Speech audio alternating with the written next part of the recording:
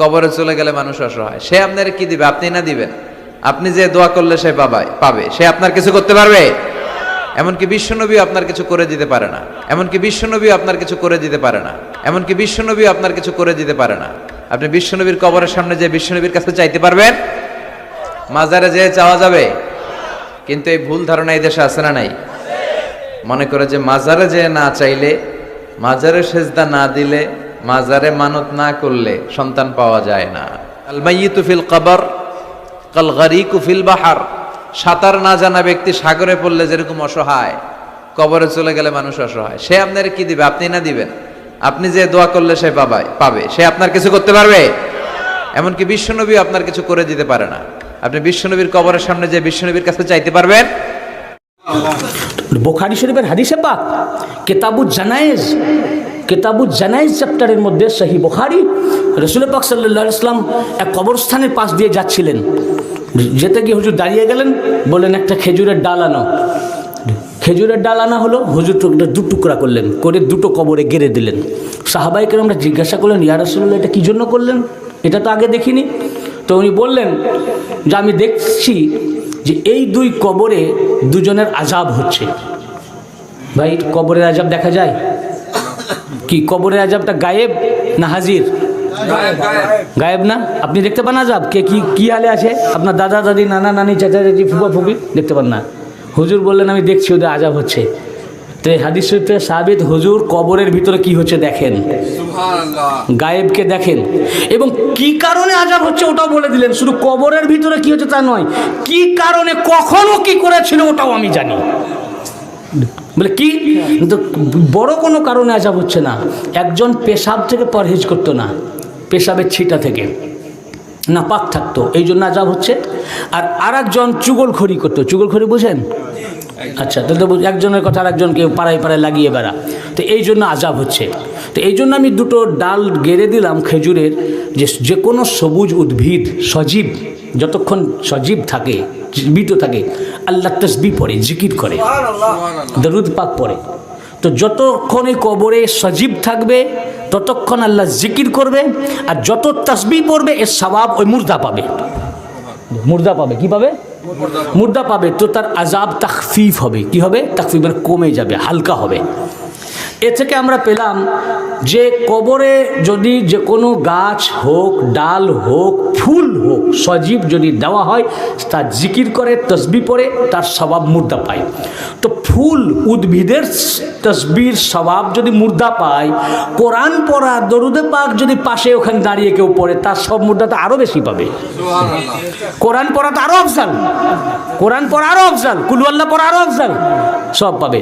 2 নম্বর, ওই ডালটা যতদিন জিকির করবে সওয়াব পাবে এবং আযাব তাখফিফ হবে। এই হাদিস পাক থেকে সাবিত হলো কবরে গাছের ডাল গেড়ে দেওয়া বা ফুল দেওয়া সজীব, যা তসবিহ পড়ে, এটা দেওয়া রাসূল পাকের সুন্নাত, এবং এটা দিলে আযাব তাখফিফ হয়। হাদিস পাক থেকে এই ফুল, এ থেকে মুফাসসিরিনে কেরাম এবং যারা শারেহ হাদিস পাকের তারা, এবং অনেক যত ফতোয়াবিদ, তার ফতোয়ার কিতাবে যেমন ফতোয়া শামী এবং আরও অন্যান্য ফতোয়া, যেমন তাহতাবি আলা মারাক্কিল ফালাহ, আরও অন্যান্য কিতাবে ফতোয়া লিখেছেন এই হাদিস থেকে সাবেত কবরে ফুল দেওয়া জায়েজ এবং এটা উত্তম এবং সুন্নাত। বুঝলেন?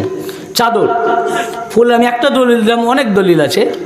চাদর দেওয়া, চাদরটা দেওয়া সবারই আমরা কবরে দিই না। কবরে দিই কোথায় দিই? অলি আল্লাহর মাজার শরীফে। কেন?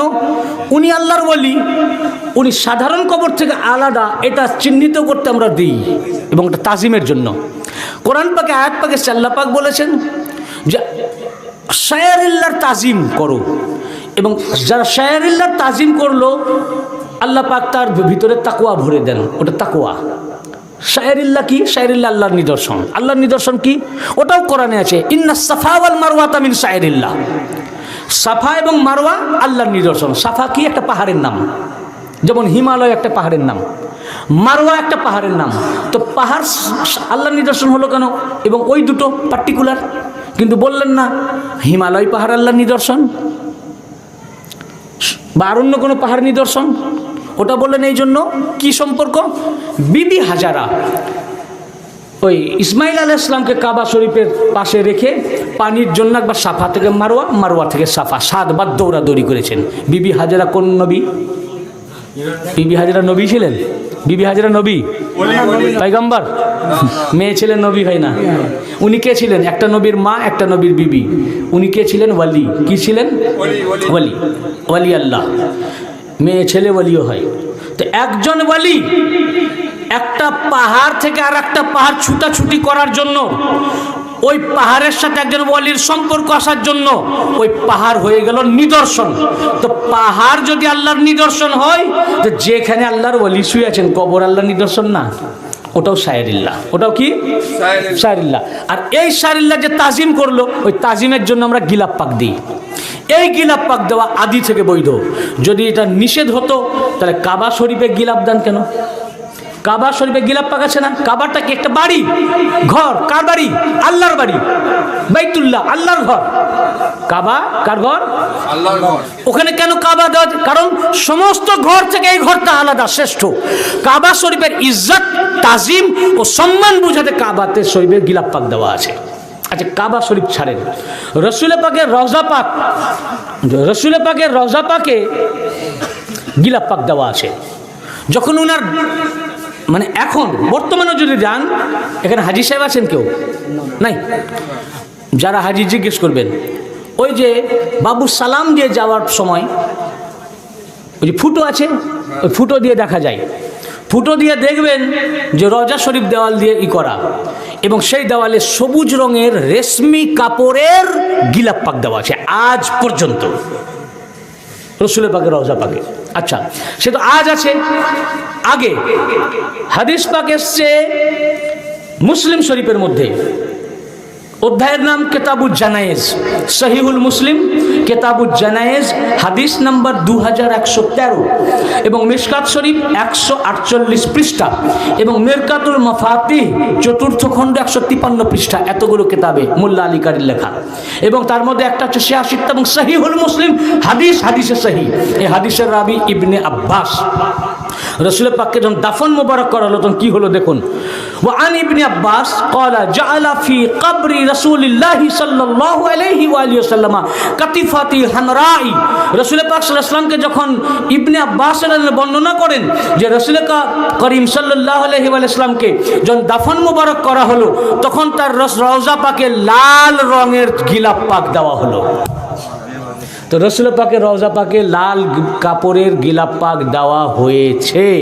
তো আল্লাহর রসুল, নবী এবং আল্লাহর ওয়ালি, যারা আল্লাহর খাস বান্দা, ইনাদের কবর শরীফে গিলাপ পাক দেওয়া, এটা সাহাবীরা দিয়েছেন, তাই সাহাবীদের সুন্নাত। এবং মুসান্নাফ ইবনে আব্দুর রাজ্জাক 3য় খণ্ডে বর্ণনা করেছেন, হযরত মুআজ রাদিয়াল্লাহু আনহু, সাদ ইবনে মুআজ রাদিয়াল্লাহু যখন ওনার বিশাল হলো, রাসূল পাক সাল্লাল্লাহু আলাইহি ওয়াসাল্লাম সাহাবীকে নিয়ে গেলেন, কবর শরীফে নামলেন এবং তার কবর কাপড় দিয়ে ঢেকে দিলেন। তো সাহাবী, তিনি হয়তো আল্লাহর ওয়ালি ছিলেন, খাস খাস সাহাবীর কবরে রাসূল পাক চাদর দিয়েছেন। তো আল্লাহর ওয়ালির কবরে চাদর চড়ানো, এটা হচ্ছে রাসূলুল্লাহর সুন্নাত। তাহলে সাহাবীদের সুন্নাত সাবিত হলো, রাসূলের পাকের সুন্নাত সাবিত হলো। এবার দেখুন কোরআনে পাকের তাফসীর।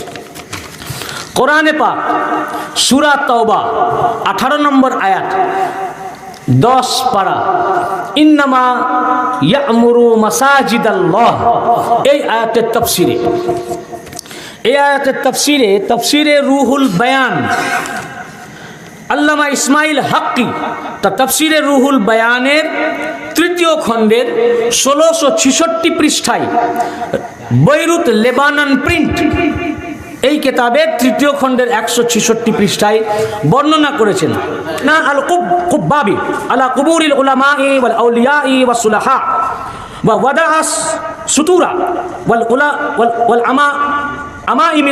আমাইমিস সিয়াবি আলা কুবুরিহিম আমরুন জাইজুন ইযা কানা আল কসদু বিযালিকা তাযীম ফি আয়ুনিল আম্মাহ হাত্তা লা ইয়াহতাকিরু সাহিবু হাযাল কবর ওয়া কাযা ইকাদু والقنادل والشمع عند قبور الأولياء والصلاح من باب التعظيم والإجلال أيضا للأولياء فالمقصود فيها مقصد حسن ونظر الزيت والشمع